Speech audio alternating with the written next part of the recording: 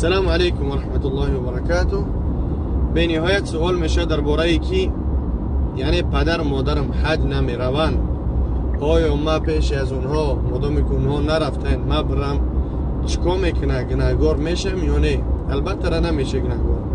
بعضی پدر و مادرها را صدقه حج عمره و حج فرضی کنه، حجشون میگوی مثل که سبحان الله تاکشون میزنه автоматически сразу 360 градус отказ نمیخواهیم نمیریم دما در کار نیست.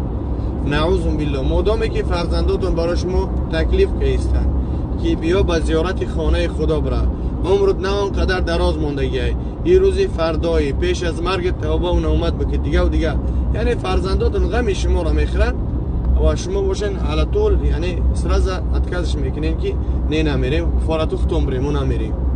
مثل که سبحان الله اگر روی گمراهی بوده احساس شد که اگر روی خطا